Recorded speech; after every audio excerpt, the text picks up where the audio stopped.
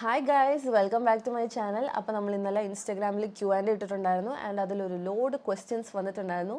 So അതിൽ നിന്ന് ഏറ്റവും കൂടുതൽ നിങ്ങൾക്ക് അറിയേണ്ട ചോദ്യത്തിന് ഉത്തരവുമായിട്ടാണ് ഞാൻ വന്നിരിക്കുന്നത്. അതായത് ഒരു 10-15 ചോദ്യം ഞാൻ എടുത്തിട്ടുണ്ട്. ഒരു ലോഡ് വന്നായിരുന്നു, എന്നാലും റിപ്പീറ്റഡ് ആയിട്ട് വന്ന ചോദ്യത്തിനാണ് ഞാൻ ആൻസേഴ്സ് തരുന്നത്. ആൻഡ് ഓൾസോ ഈ വീഡിയോയുടെ അവസാനം ഒരു ഇമ്പോർട്ടൻറ്റ് അപ്ഡേറ്റ് ഉണ്ട്. അപ്പോൾ നിങ്ങൾക്ക് അതിനെപ്പറ്റി അറിയണമെങ്കിൽ നിങ്ങൾക്ക് താഴെ കമൻറ്റ് ചെയ്യാം, അല്ലെങ്കിൽ ഞാൻ അതിനെപ്പറ്റി സംസാരിക്കത്തില്ല. അത് ഞാൻ വീഡിയോയുടെ അവസാനം പറയാം. സോ നമുക്ക് നേരെ ക്വസ്റ്റ്യൻസിലോട്ട് പോകാം, അധികം ലാഗ് അടുപ്പിക്കുന്നില്ല. സോ ഫസ്റ്റ് ക്വസ്റ്റ്യൻ ഞാൻ എൻ്റെ ജേർണലിൽ എഴുതി വെച്ചിട്ടുണ്ട് കേട്ടോ. ജേർണൽ എഴുതണം, അതാണ് ഞാൻ അതിൽ കൂടെ ഉദ്ദേശിക്കുന്നത്. So when will you expose Lallu? ലല്ലുവിനെ എപ്പോഴാണ് എക്സ്പോസ് ചെയ്യുന്നത്? അത് കൂടാണ്ട് കുറേ വന്നതാണ്. എന്തുകൊണ്ട് ഹസ്ബൻഡിനെ പറ്റി പറയുന്നില്ല? ഹസ്ബൻഡ് ചെയ്ത തെറ്റ് എന്താണ് ഹൈലൈറ്റ് ചെയ്യാത്തത്? എന്താണ് ആ കുട്ടീനെ മാത്രം ബ്ലെയിം ചെയ്യുന്നത്? തൻ്റെ ഹസ്ബൻഡ് അല്ലേ ഏറ്റവും കൂടുതൽ തെറ്റ് ചെയ്തത്? Exactly, I agree. എൻ്റെ ഹസ്ബൻഡാണ് ഏറ്റവും കൂടുതൽ തെറ്റ് ചെയ്തത്. പുള്ളിയാണ് തെറ്റ് ചെയ്തത്. തെറ്റ് ചെയ്തില്ല എന്ന് ഞാൻ പറയുന്നില്ല, ഞാൻ എവിടെയും പറഞ്ഞിട്ടില്ല, ഞാൻ എവിടെയും പുള്ളീനെ ന്യായീകരിച്ചിട്ടില്ല. ആൻഡ് പുള്ളീനെ എന്തുകൊണ്ടാണ് എക്സ്പോസ് ചെയ്യാത്തത്? ഓക്കെ, ഫസ്റ്റ് റീസൺ, ഞാൻ കഴിഞ്ഞ വീഡിയോയിലാണെങ്കിലും ഒരു കമൻറ്റ് പിൻ ചെയ്ത് വെച്ചിട്ടുണ്ടായിരുന്നു. I will expose everything, every single thing he did. എന്നോടും അത് കൂടാണ്ട് ചെയ്ത കുറേ കാര്യങ്ങളും ഞാൻ പുള്ളിയുടെ എക്സ്പോസ് ചെയ്യുന്നത് ഞാൻ പറഞ്ഞിട്ടുണ്ടായിരുന്നു. ബിക്കോസ് എന്തുകൊണ്ടാണെന്ന് വെച്ചാൽ എനിക്കത് ഭയങ്കര മോശപ്പെട്ട ഒരു കാര്യമായിട്ട് തോന്നി. അതായത് ഇറ്റ്സ് ലൈക്ക് ഒരു പ്രത്യേക തരം ഒരു സ്കാം അല്ലെങ്കിൽ ഒരു ഫ്രോഡ് പരിപാടി. ഞാൻ ഇൻസ്റ്റയിൽ റീൽസ് ഇട്ടിട്ടുണ്ടായിരുന്നു ഞാൻ എക്സ്പോസ് ചെയ്യുന്നത്. അതെന്തുകൊണ്ടാണ് ചെയ്യാത്ത ഇപ്പോൾ എന്ന് വെച്ചാൽ, ലീഗലി കുറച്ച് സീനുണ്ട്. ലീഗൽ സീൻ എന്ന് പറയുമ്പോഴത്തേക്കും നമുക്കൊരു കാര്യത്തിനെ പറ്റി സംസാരിക്കുന്നതിന് ഒരു ലിമിറ്റേഷൻ ഉണ്ട് പബ്ലിക്കിൽ വന്നിട്ട്. ആ ഒരു ലിമിറ്റേഷൻ മാറുന്ന ടൈം എപ്പോൾ വരുന്നോ അതിനെപ്പറ്റി ഞാൻ സംസാരിക്കുമെന്ന് പറഞ്ഞിട്ടുണ്ടായിരുന്നു. അല്ലാണ്ട് ഞാൻ എവിടെയും ലല്ലുവിനെ എക്സ്പോസ് ചെയ്യത്തില്ലെന്ന് പറഞ്ഞില്ല. ബിക്കോസ് എനിക്ക് ക്ലിയർ ആയിട്ട് അറിയാം ആ കുട്ടി ചെയ്തതിലും ഒരു 100 മടങ്ങ് മിസ്റ്റേക്കാണ് ഷിബിലി ചെയ്തിട്ടുള്ളതെന്ന്. അപ്പം ഞാൻ എവിടെയും ഷിബിലിനെ ന്യായീകരിക്കുന്നില്ല. ബിക്കോസ് അത് മിസ്റ്റേക്ക് തന്നെയാണ്. അത് മാത്രമല്ല, അത് കൂടാണ്ട് ഒരുപാട് മിസ്റ്റേക്ക് പുള്ളി ചെയ്തിട്ടുണ്ട്. അതെല്ലാം ഞാൻ തുറന്നു പറയും. അത് തുറന്നു പറയാണ്ടിരിക്കത്തൊന്നുമില്ല. അതുകൊണ്ട് നിങ്ങൾ അതോർത്ത് പേടിക്കണ്ട, ഞാൻ എന്തായാലും എക്സ്പോസ് ചെയ്യും, പ്രോമിസ്. സോ അടുത്ത ചോദ്യത്തിലോട്ട് നമുക്ക് പോവാം. ലല്ലു തിരിച്ചു വന്നാൽ ക്ഷമിക്കുമോ? ഞാൻ ഈ ചോദ്യം വായിച്ചിട്ട് ഞാനിങ്ങനെ വണ്ടർ അടിച്ച് ആലോചിച്ചു, ആരെയും ട്രെയിനിന് തല വയ്ക്കുമോ? നിങ്ങളൊന്ന് ആലോചിച്ചാൽ മതി. അതായത് നമ്മളൊരു തീവണ്ടിയുടെ മുന്നിൽ ചാടിയിട്ട് എങ്ങനെയോ അതിൽ നിന്ന് രക്ഷപ്പെട്ട് ഒന്ന് കര കയറി നിൽക്കുമ്പോഴത്തേക്കും നമ്മൾ എങ്ങനെയെങ്കിലും അതിൻ്റെ മുന്നിലോട്ട് പിന്നെ എടുത്ത് ചാടുമോ? ഒന്ന് ആലോചിച്ച് നോക്കണം. But to be honest, forgive ചെയ്യുമെന്ന് വെച്ചാൽ ചില കാര്യങ്ങൾ നമുക്ക് ക്ഷമിക്കാൻ പറ്റും ലൈഫിൽ. എന്നോട് എൻ്റെ വീട്ടുകാർ എപ്പോഴും പറയുന്ന കാര്യമാണ്, നമ്മൾ എല്ലാവർക്കും ക്ഷമിച്ചു കൊടുക്കണം, നമ്മൾ ആരോടും ദേഷ്യം വയ്ക്കാൻ പാടില്ല. You should be very forgivable person. And yes, I agree. ഞാൻ എൻ്റെ ലൈഫിൽ ഇത്രയും നാളായിട്ട്, ഇത്രയും വർഷമായിട്ട് ഞാൻ ആരോടും ദേഷ്യം വെച്ചിട്ടില്ല. അത് എന്നോട് എല്ലാവരും പറയുന്നൊരു കാര്യമാണ്. എന്തിനാണ് നീ ഇങ്ങനെ പെട്ടെന്ന് എല്ലാവർക്കും ക്ഷമിച്ചു കൊടുക്കുന്നത്? ഇത്രയും തെറ്റ് ചെയ്തിട്ട് എന്താണ് നീ എന്താ പിന്നെ അവരോട് ഇത്രയും സ്വീറ്റായിട്ട് സംസാരിക്കുന്നത്? അത് I don't no, basically it's my character. ഞാൻ അങ്ങനെ ഒന്നും മനസ്സിൽ വെക്കാറില്ല. എന്നോട് എത്ര തെറ്റ് ചെയ്തവരാണേലും അവരൊരു മോശം അവസ്ഥയിൽ ഇരിക്കുന്ന ഞാൻ കണ്ണുകൊണ്ട് കാണുവാണെങ്കിൽ ഐ വിൽ ഹെൽപ്പ് ദം. അങ്ങനെ ഞാൻ കുറേ പേരെ ഹെൽപ്പ് ചെയ്ത് പെട്ടിട്ടുണ്ട്. But still I'm telling you, ഞാൻ അങ്ങനെ ഹെൽപ്പ് ചെയ്യും. പക്ഷേ എനിക്ക് തോന്നുന്നു ഞാൻ ലൈഫിൽ ആദ്യമായിട്ടാണ് ഒരാളെ ക്ഷമിക്കത്തില്ല എന്ന് ഇത്രയും ഉറപ്പിച്ച് ഇരിക്കുന്നത്. അതെന്തുകൊണ്ടാണെന്ന് ചോദിച്ചാൽ, എൻ്റെ ലൈഫ് അത്രയും മോശപ്പെട്ട അവസ്ഥയിൽ എത്തിച്ച ആളാണ് Shibili.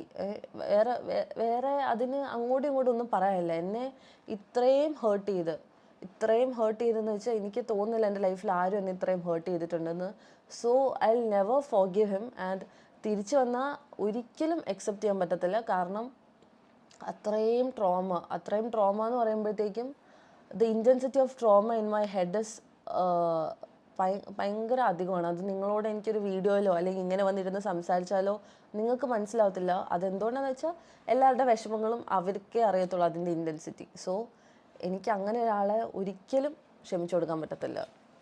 So I never forgive. അടുത്ത ക്വസ്റ്റ്യൻ, നെക്സ്റ്റ് റിലേഷൻഷിപ്പ് അഥവാ relationship status. Okay, relationship status is very much single എന്ന് ഞാൻ പറയും. നെക്സ്റ്റ് റിലേഷൻഷിപ്പ്, നമുക്ക് ഒരു അവസ്ഥയിൽ നിന്ന് വന്നിട്ട് നമ്മളൊന്ന് ഇരിക്കുമ്പോഴത്തേക്കും നമ്മൾ പെട്ടെന്ന് അടുത്തതിലോട്ട് പോകത്തില്ലല്ലോ മത്ലബ് മീൻസ് എന്താ ഇതിന് പറയുക, ഇപ്പോൾ ഒരു റിലേഷൻഷിപ്പ് എന്ന് ചിന്തിക്കാൻ പോയിട്ട് I am trying to move on. ആ ഒരു സ്റ്റേജിലാണ് ഞാൻ. അല്ലാണ്ട് ഇനി ലൈഫിലോട്ട് ഒരാളെ എടുത്ത് വയ്ക്കാൻ പറ്റിയൊരു ഇതല്ല, മനസ്സിലായോ? സോ റിലേഷൻഷിപ്പ് സ്റ്റാറ്റസ് സിംഗിൾ, അവിഹിതവും ഇല്ല, വേറൊന്നുമില്ല, ഒരു സംഭവമില്ല. Not the point. അടുത്ത ക്വസ്റ്റ്യൻ, വാട്ട് നെക്സ്റ്റ് എന്ന് വെച്ചാൽ okay, I understand future goals എന്തായിരിക്കും, ഇനി എന്താണ് ചെയ്യാൻ പോകുന്നതെന്ന്.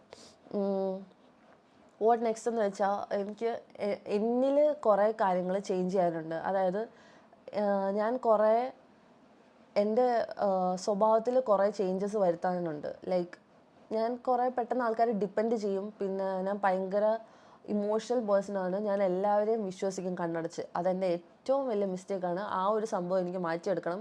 സോ എൻ്റെ സ്വഭാവത്തിൽ കുറച്ച് ക്വാളിറ്റീസ് ഇമ്പ്രൂവ് ചെയ്യാനുണ്ട്. ആൻഡ് അത് ഞാൻ വർക്കൗട്ട് ചെയ്തുകൊണ്ടിരിക്കുകയാണ്. പിന്നെ രണ്ടാമത് എന്താണെന്ന് വെച്ചാൽ എൻ്റെ ബിസിനസ്, അതായത് ഡ്രസ്സിൻ്റെ ബ്രാൻഡ് റൂഹ് എനിക്ക് കുറച്ചധികം എക്സ്പാൻഡ് ചെയ്യണം. കാരണം ഞാൻ അതിലോട്ട് ഫോക്കസ് ചെയ്തിട്ട് എനിക്കധികം ഫോക്കസ് ചെയ്യാൻ പറ്റിയിട്ടില്ല. അധികം നല്ല എനിക്ക് തീരെ ഫോക്കസ് ചെയ്യാൻ പറ്റിയിട്ടില്ല because of my personal life. So അത് എനിക്ക് നന്നായിട്ട് നോക്കണം. Because it was my dream. എനിക്ക് ഏറ്റവും ആഗ്രഹമുള്ള ഒരു കാര്യമായിരുന്നു ഡ്രസ്സ് ബ്രാൻഡ് സ്വന്തമായിട്ട് തുടങ്ങണം, സ്വന്തമായിട്ടൊരു ഇത് ക്രിയേറ്റ് ചെയ്യണം എന്നുള്ളത്. അപ്പം അതിന് എനിക്കൊരു വഴി ഉണ്ടായിട്ടും ഞാനത് നന്നായിട്ട് യൂസ് ചെയ്തിട്ടില്ല. അതെനിക്ക് അടിപൊളിയായിട്ട് നെക്സ്റ്റ് ഇയർ മത്ലബ് ജാനുവരി തൊട്ടിട്ട് എനിക്ക് അടിപൊളിയായിട്ട് അത് സെറ്റ് ആക്കണം എന്നൊരാഗ്രഹമുണ്ട്. പിന്നെ gym is like my motivation എന്ന് ഞാനിപ്പോൾ പറയത്തില്ല. But I love going to gym right now. കാരണം നമുക്കൊരു ദിവസത്തിലൊരു സ്കെഡ്യൂൾ പോലെയായി ജിമ്മ്. സോ പോയിട്ടൊരു 4 ദിവസം ആയോളെങ്കിലും ഞാൻ രാവിലെ എണീക്കുമ്പോഴത്തേക്കും ഞാൻ ആലോചിക്കും, വൈകുന്നേരം ജിമ്മിൽ പോകണമല്ലോ, ഫുഡ് നന്നായിട്ട് കഴിക്കണമല്ലോ, അങ്ങനെ ഒരു മൈൻഡ്. ഞാൻ ഫുഡ് തീരെ കഴിക്കാണ്ട് ആയായിരുന്നു. സോ ജിമ്മിൽ പോകുന്നതുകൊണ്ട് അവിടെ പോയി ചത്ത് വീഴാണ്ടിരിക്കാൻ ഞാനിപ്പോൾ ഫുഡ് കഴിച്ച് അത്യാവശ്യം തുടങ്ങി. സോ അങ്ങനെ കുറച്ച് കാര്യങ്ങൾ ലൈഫിൽ ഇമ്പ്രൂവ് ചെയ്യണം. ആൻഡ് മോസ്റ്റ് ഇമ്പോർട്ടൻ്റ്ലി എനിക്ക് കുറേ സ്ഥലത്ത് പോകണം എന്ന് ആഗ്രഹമുണ്ട്. കുറേ ട്രാവൽ ചെയ്യണം. ബിക്കോസ് ഞാൻ കുറേ സ്ഥലം പോകാൻ ആഗ്രഹിച്ച ഒരു വ്യക്തിയാണ്. അവിടെ ഒന്നും എനിക്ക് പോകാൻ പറ്റിയിട്ടില്ല. അങ്ങനെ ഒരു ലോഡ് ട്രാവലിംഗ് ചെയ്യണം എന്ന് ആഗ്രഹമുണ്ട്. It's in my bucket list. അപ്പം അങ്ങനെ. Next question, are you happy?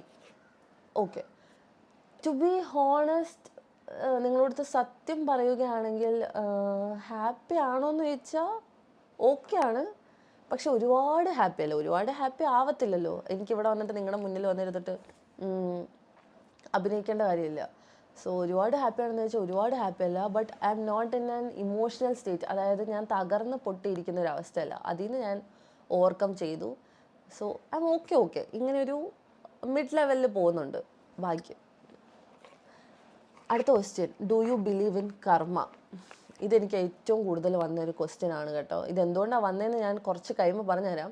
But ഇപ്പോൾ ചോദിച്ച ചോദ്യത്തിന് ഞാൻ ഉത്തരം തരാം. ഡു യു ബിലീവ് ഇൻ കർമ്മ എന്ന് ചോദിച്ചാൽ കർമ്മയിലല്ല എനിക്ക് സത്യം പറഞ്ഞാൽ വിശ്വാസം. കർമ്മ എന്ന് പറഞ്ഞാൽ നമ്മൾ നല്ലത് ചെയ്താൽ നമുക്ക് നല്ലത് കിട്ടും, നമ്മൾ മോശം ചെയ്താൽ മോശം കിട്ടുന്നു. പക്ഷെ അതിലും കൂടുതൽ ഞാൻ വിശ്വസിക്കുന്ന കാര്യം എന്താണെന്ന് വെച്ചാൽ നല്ല മനുഷ്യർക്ക് കുറേ പരീക്ഷണം കിട്ടും. അല്ലാണ്ട് മോശമായിട്ടുള്ളവരെ ദൈവം പന പോലെ വളർത്തുമെന്ന് ഞാൻ വിശ്വസിക്കുന്നുണ്ട്. കാരണം ഞാൻ എൻ്റെ കൺമുന്നിൽ അത് കണ്ടിട്ടുണ്ട്. അപ്പോൾ എനിക്ക് അതിൽ നല്ല വിശ്വാസമുണ്ട്.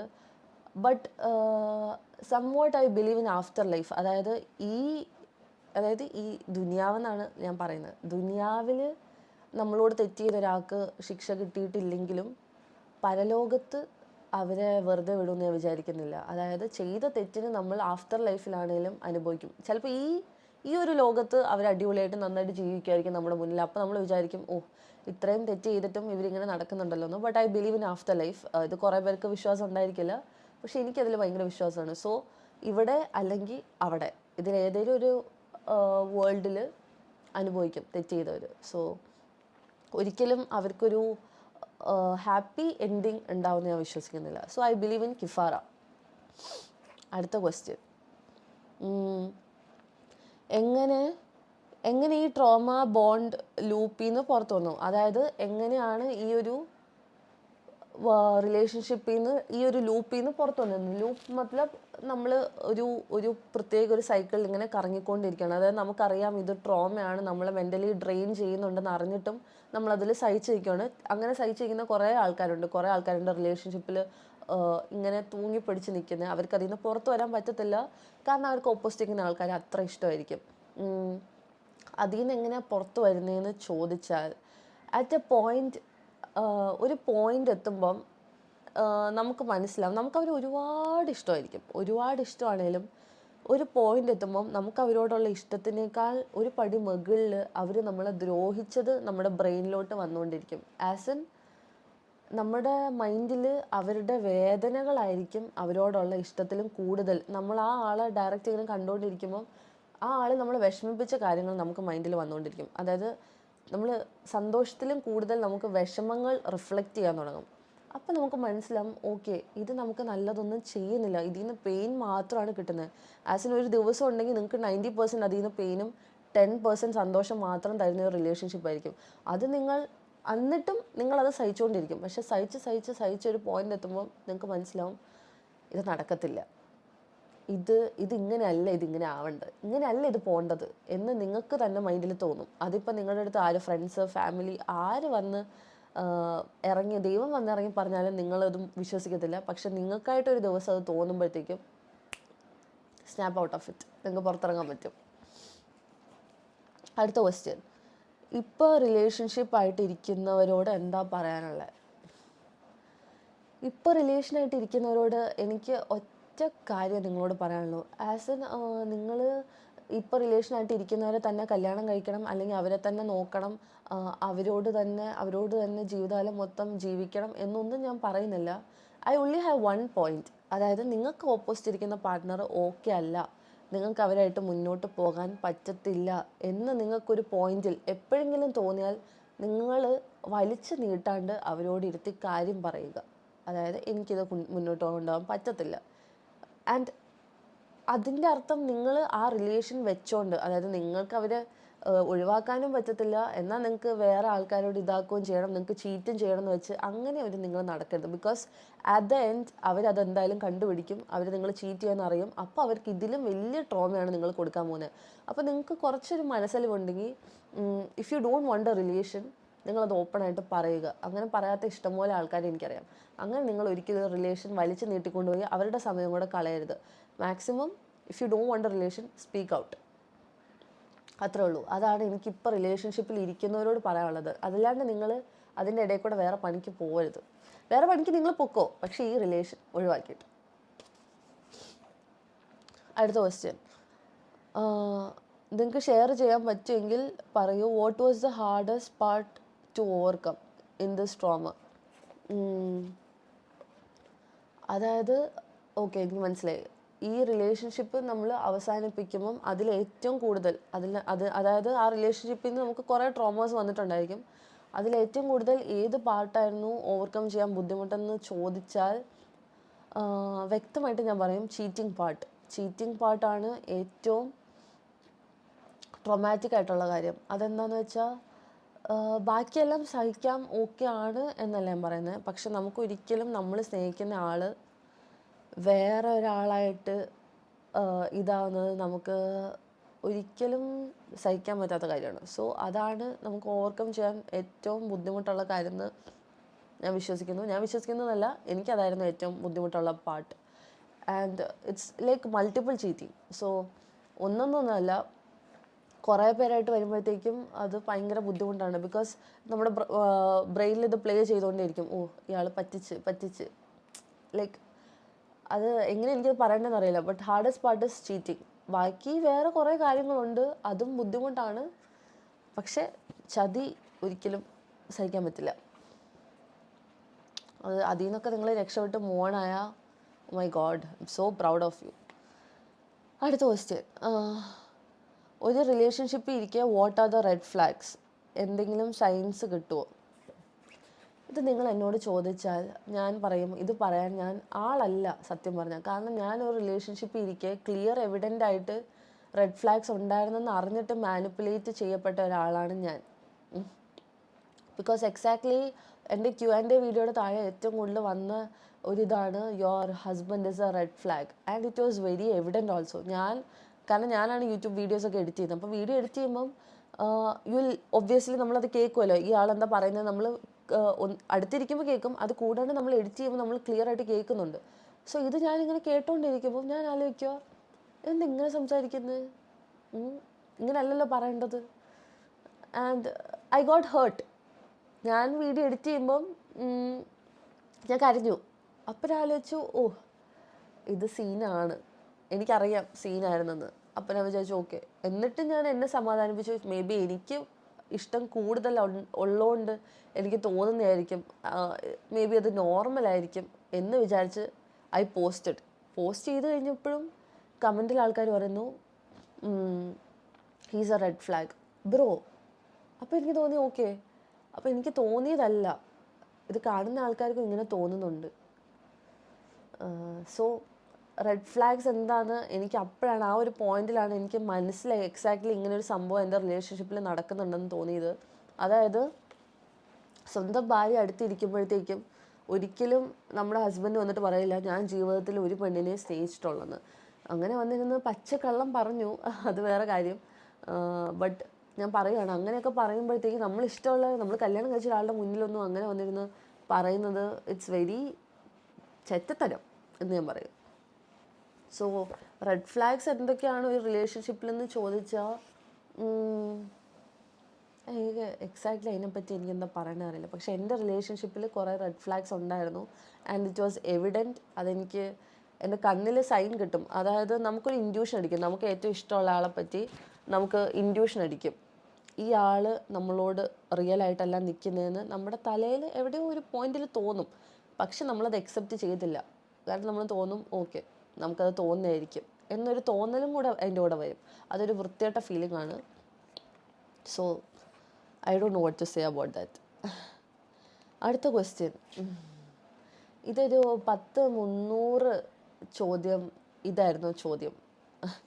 What did you love in Lallu? അതായത് ലല്ലുവിനെ എന്ത് കണ്ടിട്ടാണ്, ചിലർ നല്ല രീതിയിൽ ചോദിക്കും എന്താണ് ഇത്താക്ക് പുള്ളിയിൽ കണ്ടത്, ചിലരോട് ചോദിക്കും എന്ത് കണ്ടിട്ടാണ് ഇഷ്ടപ്പെട്ടത്. 2 ലെവൽ ഓഫ് ചോദ്യമാണ്. ആ 2 ലെവൽ ഓഫ് ചോദ്യത്തിനും ഒറ്റ ഉത്തരം എന്ന് വെച്ചാൽ, ഞാൻ ഒരാളെ സ്നേഹിക്കുന്ന രീതി എന്ന് വെച്ചാൽ അത് ഭയങ്കര ഭയങ്കര സീനാണ്. അതായത് ഞാൻ അവരെ ദൈവത്തിൻ്റെ സ്ഥാനത്തൊക്കെ കണ്ടിട്ടാണ് ഞാൻ സ്നേഹിക്കുന്നത്. എനിക്ക് അവരെ ഭയങ്കര ഇഷ്ടമായിരിക്കും. എന്ത് വന്നാലും സഹിക്കുന്ന ഒരു പേഴ്സണാണ് ഞാൻ. സഹിക്കുക മീൻസ് എനിക്കുള്ള ഇഷ്ടം കാരണം ഞാൻ അവരെ അങ്ങനെ കാണത്തുള്ളൂ.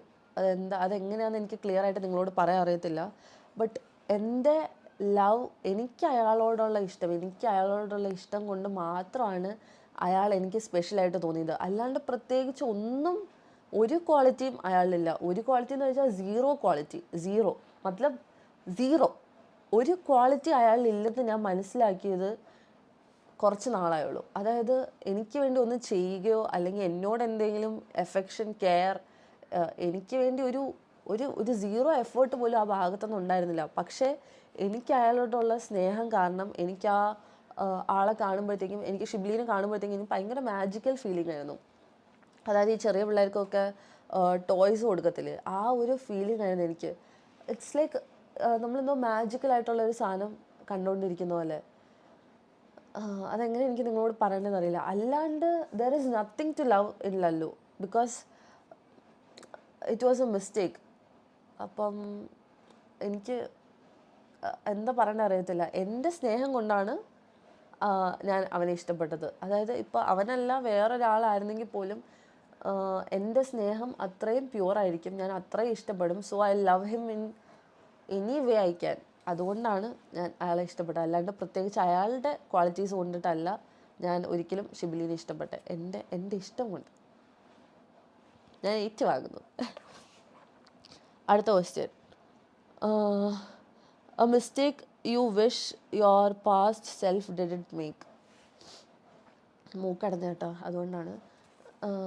ഞാൻ പണ്ട് ചെയ്തതിൽ ഖേദിക്കുന്ന ഒരു തെറ്റ്. പണ്ട് ചെയ്തതിൽ ഞാൻ സത്യം പറഞ്ഞാൽ ഒന്നും ഖേദിക്കുന്നില്ല. ആകെ ഖേദിക്കുന്നത് ഇപ്പോൾ ഈ ഒരു കാര്യമാണ്. അതായത് ഞാൻ എടുത്തു ചാടി എൻ്റെ ഇഷ്ടം കൊണ്ട് എടുത്തു ചാടി ഞാൻ ഒരാളെ ലൈഫ് പാർട്ട്ണറാക്കി. അത് ഞാൻ ചെയ്ത വലിയൊരു തെറ്റാണ്. അത് ഞാൻ എവിടെ അക്സെപ്റ്റ് ചെയ്യും, ഞാൻ ഒരിക്കലും ന്യായീകരിക്കത്തില്ല. കാരണം എന്നോട് എല്ലാവരും ചോദിച്ചു എടുത്തു ചാടി എടുത്തേ പിടിച്ചെന്ന് പറഞ്ഞ് എന്തിനാണ് കെട്ടിയത്. ബിക്കോസ് ഐ ബിലീവ്ഡ് ഇതാണ് എൻ്റെ സൗൾമേറ്റ്, ഇതാണ് എൻ്റെ ആള്, എനിക്ക് ഇയാളെ ഇത്ര ഇഷ്ടമുണ്ട്. സോ അങ്ങനെ ഞാൻ വിശ്വസിച്ച് ഞാൻ കെട്ടി. അതാണ് ഞാൻ ചെയ്ത തെറ്റ്. അല്ലാണ്ട് എൻ്റെ പാസ്റ്റിൽ എനിക്ക് ചെയ്ത ഒരു കാര്യത്തിലും റിഗ്രറ്റ് ഇല്ല. ആൻഡ് ഞാൻ ഇത്രത്തോളം റിഗ്രറ്റ് ചെയ്യുന്ന ഒരു കാര്യം എൻ്റെ ലൈഫിൽ ഇതുവരെ നടന്നിട്ടില്ല, ടു ബി ഹോണസ്റ്റ്. സോ എന്തെങ്കിലും ചെറിയ ചെറിയ കാര്യങ്ങൾ വന്നിട്ടുണ്ടാവും, അതൊക്കെ ഞാൻ ലെസൺസ് ആയിട്ട് എടുത്തിട്ടുള്ളൂ. അല്ലാണ്ട് എനിക്കതൊരിക്കലും ട്രോമ ആയിട്ടോ അല്ലെങ്കിൽ മറക്കാൻ പറ്റാത്ത ഇൻസിഡൻ്റ് ആയിട്ടോ അങ്ങനെ ഒന്നും എൻ്റെ തലയിൽ ഇപ്പോൾ ഒന്നും ഇരിക്കത്തില്ല. Because I'm a very forgivable person. ഞാൻ ഒന്നും അങ്ങനെ മനസ്സിൽ വെക്കുന്ന ആളല്ല. അതുകൊണ്ട് തന്നെ എനിക്ക് ആരോടും അങ്ങനെ ദേഷ്യം ഇരിക്കാറുമില്ല. But this will be for a lifetime. ഇത് ഞാൻ ഇനി ഒരു 10-30 വർഷം കഴിഞ്ഞാലും ഇത് ഞാൻ മറക്കുമെന്ന് എനിക്ക് തോന്നുന്നില്ല. അടുത്ത ക്വസ്റ്റ്യൻ, റിവെഞ്ച് ആണോ ഫോർഗിവ്നെസ് ആണോ നല്ലത്? What did you do? നല്ലൊരു ക്വസ്റ്റ്യൻ ആണ്. കാരണം എന്നോട് കുറേ പേര് ചോദിച്ചു എന്തിനാണ് ഇങ്ങനെ വീഡിയോ ചെയ്യുന്നത്, എന്താണ് അതിൽ നിന്ന് കിട്ടുന്നത് എന്ന് ചോദിച്ചു. ഇതൊരു റിവെഞ്ചിൻ്റെ പാട്ടാണ്. ഇതൊരിക്കലും റിവെഞ്ചിൻ്റെ പാട്ടല്ല. എനിക്കുണ്ടായ സംഭവം വേറെ ഒരാൾക്ക് ഉണ്ടാവരുത്, അത് മാത്രമേ ഞാൻ ഇതിൽ നിന്ന് ഉദ്ദേശിക്കുന്നുള്ളൂ. അത് നിങ്ങൾക്ക് റിവെഞ്ചായിട്ട് കാണുന്നുണ്ടോ എന്ന് എനിക്കറിയത്തില്ല. ഞാൻ എപ്പോഴും സത്യം മാത്രമേ സംസാരിക്കത്തുള്ളൂ. അതിപ്പോൾ എന്ത് പ്രശ്നം വന്നാലും ഞാൻ സത്യം സംസാരിക്കുന്ന ഒരാളാണ്. സോ എനിക്ക് സത്യം എന്താണോ അത് അങ്ങനെ തന്നെ പറയണമെന്ന് ആഗ്രഹം ഉണ്ടായിരുന്നു. സോ അതിനെപ്പറ്റി ഞാൻ സംസാരിച്ചു. ആൻഡ് റിവെഞ്ച് എന്ന് വെച്ചാൽ ഞാൻ ഒരിക്കലും ഒരാളെ ഫിസിക്കലി പോയി അടിക്കത്തില്ല. അതായത് ഇപ്പം എനിക്ക് സത്യം പറഞ്ഞാൽ എന്നോട് ചെയ്തതിൽ ഞാൻ ചെയ്യേണ്ടത് ഫിസിക്കലി പോയി എന്തെങ്കിലും ചെയ്യുവാണ് സത്യം പറഞ്ഞാൽ ചെയ്യേണ്ടത്. പക്ഷെ അതൊന്നും ഞാൻ ഒരിക്കലും ചെയ്യത്തില്ല. ഞാൻ ഫിസിക്കലി ഒരിക്കലും അഗ്രഷൻ എടുക്കത്തില്ല. അതിൻ്റെ ആ ഒരു ആവശ്യം ഞാൻ കാണുന്നില്ല. അത് ഞാൻ ദ്രോഹിക്കത്തില്ല ഒരാളെ ഫിസിക്കലി. പക്ഷേ നമുക്കിങ്ങനെ ആകെയുള്ള ഓപ്ഷൻ എന്താണെന്ന് വെച്ചാൽ, ആകെ നമുക്ക് നീതി കിട്ടുന്നത് എങ്ങനെയാണെന്ന് വെച്ചാൽ, നമുക്ക് ആ ആൾ ചെയ്ത തെറ്റ് അല്ലെങ്കിൽ ആ ആൾ ഇനി ഒരാളോട് ചെയ്യാണ്ടിരിക്കാൻ നമുക്ക് ഇങ്ങനെ വന്ന് പറയാനുള്ളൊരു ഓപ്ഷനുള്ളൂ. പിന്നെ ഫോർഗീവ്നെസ് ഉണ്ടോയെന്ന് ചോദിച്ചാൽ ഒരു ലിമിറ്റ് വരെ ഞാൻ ഫോർഗീവ് ചെയ്യായിരിക്കും. പക്ഷേ ഈ ഒരു കാര്യം ഞാൻ ഒരിക്കലും ഫോർഗെറ്റ് ചെയ്യില്ല. I can forgive but I will never forget what he did to me. അതിപ്പോൾ എന്തൊക്കെ അവസ്ഥയിൽ ആ ആളായാലും, എവിടെ എത്രയും ഡൗൺഫോളിൽ ഞാൻ ആ ആളെ എൻ്റെ ഓപ്പോസിറ്റ് കണ്ടാലും I will never forget what he did. അത് എന്താണെന്ന് വെച്ചാൽ ഞാൻ അത്രയും സഹിച്ചിട്ടുണ്ട്. സോ എനിക്ക് ഒരിക്കലും ക്ഷമിച്ചു കൊടുക്കുമായിരിക്കും ഒരു പോയിന്റ് വരെ. പക്ഷെ എന്നാലും ഞാൻ ഒരിക്കലും മറക്കത്തില്ല എന്നോട് ചെയ്തത്. ആൻഡ് അടുത്ത question, will you believe in love again? ഇത് കുറേ വന്ന ചോദ്യമാണ്. ഇനി ഇഷ്ടത്തിൽ ഇനി വിശ്വാസമുണ്ടോ? ഒബ്വിയസ്ലി നല്ല റിലേഷൻഷിപ്സ് ഇഷ്ടംപോലെ ആൾക്കാരിൽ ഞാൻ കണ്ടിട്ടുണ്ട്. സോ ഞാൻ റിലേഷൻഷിപ്പിന് വിശ്വസിക്കത്തില്ല, ഞാൻ സിംഗിളായിട്ട് മരിക്കുമെന്നൊന്നും ഞാൻ പറയത്തില്ല. Obviously I will fall in love again. Maybe കുറച്ച് ടൈം എടുക്കും എന്തായാലും. കാരണം ഇപ്പം ഞാൻ ആ ഒരു കാര്യത്തിനെ പറ്റി എൻ്റെ തലയുടെ അയൽവക്കത്തൂടെ പോലും ഞാൻ ആലോചിക്കുന്നില്ല. ആൻഡ് ഞാൻ പഠിച്ചൊരു കാര്യം, ഇനി ഞാനൊരു റിലേഷൻഷിപ്പ് ആവുകയാണെങ്കിൽ ഞാൻ കുറേ ആലോചിച്ചിട്ട് മാത്രം, എത്രത്തോളം എനിക്ക് ആലോചിക്കാവോ അത്രത്തോളം ഞാൻ ആലോചിച്ചിട്ട് മാത്രമേ ഞാൻ ഇനി ഒരു റിലേഷൻഷിപ്പിൽ നിൽക്കത്തുള്ളൂ. അല്ലാണ്ട് ഞാൻ ഇനി ഒരാളെ പെട്ടെന്ന് ചാടിക്കയറി വിശ്വസിക്കത്തില്ല. ഞാൻ ഒരാളെ മനസ്സിലാക്കി മാത്രം ഞാൻ ഇനി ഒരു റിലേഷൻഷിപ്പ് ഏറ്റെടുക്കത്തുള്ളൂ. My boundaries are very high right now. So ഞാൻ ഒരാളെയും അടുപ്പിക്കത്തില്ല എൻ്റെ ലൈഫിലോട്ട് ഒരു ലിമിറ്റിൽ കൂടുതൽ ഇപ്പം. So I will believe in love again but not now. പിന്നെ പ്രധാനപ്പെട്ട ചോദ്യം ഇതാണ്, എൻ്റെ പൊന്നെ, എനിക്ക് ഏറ്റവും കൂടുതൽ വന്ന ചോദ്യമാണ്, തൊപ്പിയോട് ചെയ്തതിന് കിട്ടിയ കർമ്മയില്. ഇതിനെപ്പറ്റി ഞാൻ സംസാരിക്കണം തീരെ ഞാൻ വിചാരിച്ചൊരു കാര്യമാണ്. തൊപ്പിയോട് ചെയ്തതിന് കിട്ടിയതല്ലേ, നീ ചെയ്തതിനാണ് ഇതാക്കിയത്. ഞാൻ ഏതോ ഒരു ഊളയുടെ വീഡിയോ കണ്ടു, കൊടുത്താൽ കൊല്ലത്തും കിട്ടുമെന്ന്. എനിക്കറിയത്തില്ല ഇവരൊക്കെ എന്തറിഞ്ഞിട്ടാണ് വന്നിരുന്ന് ഇങ്ങനെ പറയുന്നത്. എന്ത് കൊടുത്തിട്ടാണ് കൊല്ലത്ത് കിട്ടിയെന്നോ ട്രിവാൻഡ്രത്തോ ഏത് തേങ്ങയിലാണ് കിട്ടിയെന്ന് എനിക്ക് മനസ്സിലാവുന്നില്ല. കർമ്മ കിട്ടാൻ വേണ്ടി ഐ ബിലീവ് ഞാൻ ഒരു തെറ്റും ചെയ്തിട്ടില്ല. ആൻഡ് അത് എൻ്റെ ഓപ്പോസിറ്റ് റിലേഷനായ അയാൾക്കും അറിയാം ഞാൻ അയാളുടെ ഒരു തെറ്റ് ചെയ്തിട്ടില്ല, അയാളും എന്നോട് തെറ്റ് ചെയ്തിട്ടില്ല. ലോകത്ത് ആദ്യമായിട്ടൊന്നും അല്ല ആൾക്കാർ ബ്രേക്കപ്പ് ആവുന്നത്, ഇഷ്ടംപോലെ ആൾക്കാർ ബ്രേക്കപ്പ് ആവാറുണ്ട്. And this is a very normal breakup. നമുക്ക് ഒത്തുപോകാൻ പറ്റിയില്ല, നമ്മൾ ബ്രേക്കപ്പ് ആയി. It was very mutual. അത്രയും റെസ്പെക്റ്റ്ഫുൾ ആയിട്ടാണ് ഞാൻ തൊപ്പിയായിട്ട് റിലേഷൻ നിർത്തിയത്. ആൻഡ് അത് നിങ്ങൾ ക്ലിയർലി പുള്ളിയുടെ ഇൻ്റർവ്യൂസ് കണ്ടാൽ നിങ്ങൾക്ക് മനസ്സിലാവും.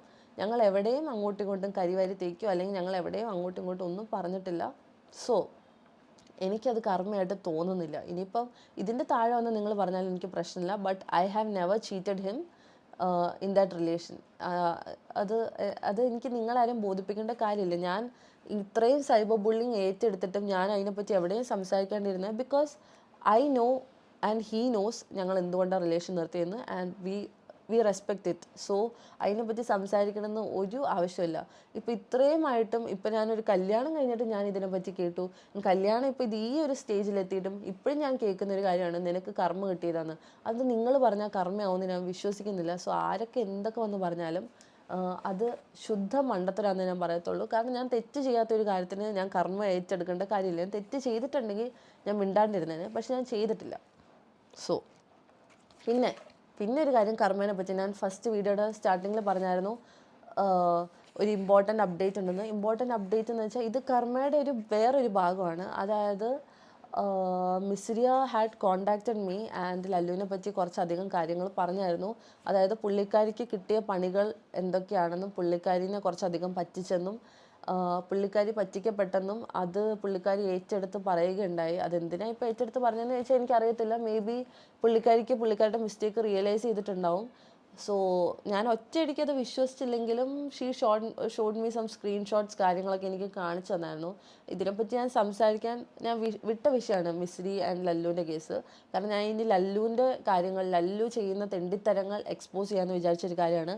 പക്ഷെ നിങ്ങൾക്ക് ലല്ലു ഇനി മിസ്രിയോട് ചെയ്ത തെണ്ടിത്തരം നിങ്ങൾക്ക് അറിയണമെന്നുണ്ടെങ്കിൽ നിങ്ങൾക്ക് താഴെ കമൻറ്റ് ചെയ്യാം, ഞാൻ സംസാരിക്കാനെ പറ്റി. അല്ലെങ്കിൽ അത് നമുക്ക് ഇവിടെ വെച്ച് ക്ലോസ് ചെയ്യാം. സോ അത്രേ ഉള്ളൂ. ഇത് നമുക്ക് അടുത്ത വീഡിയോയിൽ കാണാം. എനിക്ക് ജലദോഷം ഉള്ളതുകൊണ്ടാണ് ഇത് സൗണ്ട് ചിലപ്പോൾ മാറിയിട്ടായിരിക്കും ഇരിക്കുന്നത്. എൻ്റെ മൂക്കടഞ്ഞിട്ടാണുള്ള കേസ്. കാരണം ഇപ്പോൾ കുറേ പ്രാക്ക് കിട്ടുന്നുണ്ട് നമുക്ക്. അപ്പം അത്രേ ഉള്ളൂ. പ്രാക്ക് കിട്ടിയാലും ഞാൻ മരിച്ചിട്ടില്ലെങ്കിൽ ഞാൻ ഇനിയും വീഡിയോ ആയിട്ട് വരും. ജോക്കിംഗ് ഒക്കെ. അപ്പോൾ നമുക്ക് അടുത്ത വീഡിയോയിൽ കാണാം. Ta-ta, bye bye. So comment below നിങ്ങൾക്ക് ആ കാര്യത്തിനെ പറ്റി അറിയെങ്കിൽ. And everybody stay happy. Love you all. Tata.